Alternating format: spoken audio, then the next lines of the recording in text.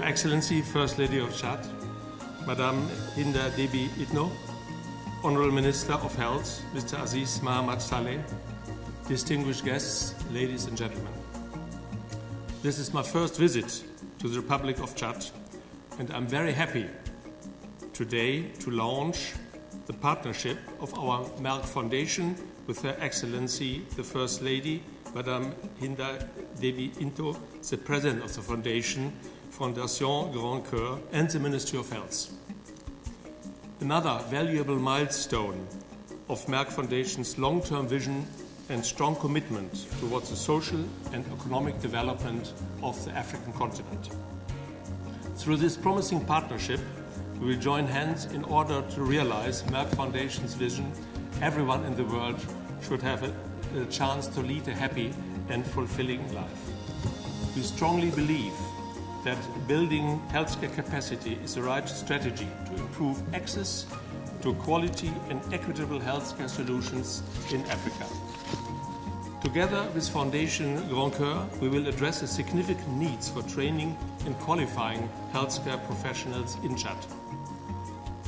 I'm also very pleased to take this opportunity to emphasize our continuing efforts to empower women and youth in Africa and underscore our commitment to continue the same efforts here in Chad. Her Excellency, the First Lady, gracefully accepted to be the ambassador of Merck More Than a Mother campaign to empower infertile women across the country. I'm sure together we can contribute significantly to breaking the stigma around infertility and infertile women in particular. Ladies and gentlemen, we are proud to launch our partnership today with the First Lady's Foundation and the Ministry of Health, which will strengthen our commitment to the social and economic development of the country. Together with our partners, the Merck Foundation will focus mainly on building capacity in cancer, fertility and diabetes care in Chad. We strongly believe that these three areas are very critical to the sustainable development of Africa and Chad in particularly for the following reasons. Cancer, for example. We all know that cancer care is under severe pressure in Africa and in many other countries around the globe. It is very important to mention that over 20% of African countries have no access to cancer treatment at all, while access is limited and sporadic in other countries. Later stage diagnosis in African patients contributes to poor outcomes. For example, the 5-year female breast cancer revival rate are 46% in Uganda and 12% in the Gambia, compared with around 90% in developed countries. The lack of specialists trained doctors is the main challenge for healthcare access, specifically in cancer care. Following the information we received from the Ministry of Health, Chad faces similar challenges. Chad only has 2 oncologists. This number, of course, is not enough to give proper access to quality and equitable cancer care across the country. We hope that we can significantly increase the number of oncologists. This is our commitment to the people of Chad. In the next 3 years, in partnership with the Ministry of Health and Her Excellency, the First Lady of Chad, to overcome these challenges. Merck Foundation has developed the Merck Cancer Access Program, which will allow more than 30 doctors from Africa in 2017 and 18 to attend a 1-year or 2-year oncology fellowship program with the aim to increase the limited number of oncologists across the continent. Chad will be an important part of this program. Today we are launching this program in Chad. To demonstrate our commitment to improve access to cancer care in your country, we commit that 4 candidates can attend a 1-year oncology fellowship program at the top university hospital in India this year.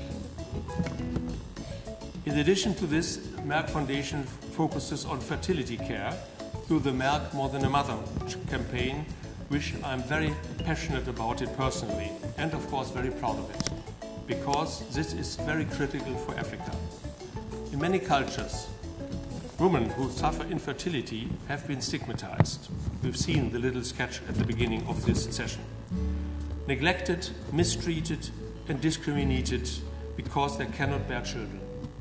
However, male factors cause around 50% of infertility, yet women are the solely blamed for it. This really is terrible. Therefore, we created this campaign to change this culture and to empower infertile women in Africa through access to information, health, and change of mindset.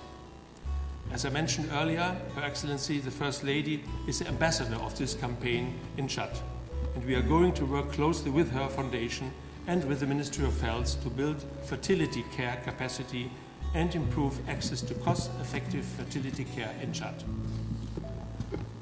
I'm pleased to announce that Merck Foundation is committed to provide clinical fertility management training for 4 candidates from Chad this year to enable them to help infertile couples. This will be the very first qualified fertility specialists in this country. They will make history in Chad. This will be a great achievement. Last but not least, we focus on diabetes care. As we all know, millions of people in Africa and around the world are suffering from diabetes. This is very disturbing to know that such silent and deadly disease has found its way to Africa and is placing a huge economical and social burden on the continent. I strongly believe that lack of financial means is not the only challenge in Africa. The scarcity of trained healthcare specialist personnel capable to tackle the prevention, diagnosis, and the management of diabetes at all levels of the healthcare system is a challenge as well. Therefore, Merck Foundation started to address diabetes capacity building since 2012 through our program, Merck Capacity Advancement Program, across Africa, so far mainly in English and Portuguese-speaking countries.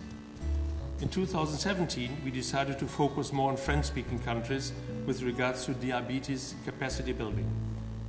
We took this decision forward and developed for the first time an online data diploma in French language, which is accredited by the Royal College for General Practitioners in the UK for medical postgraduates in French-speaking countries, so they can learn more about how to diagnose and treat diabetes.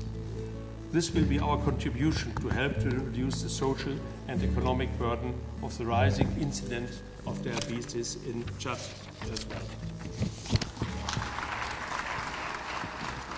Thank you very much, ladies and gentlemen.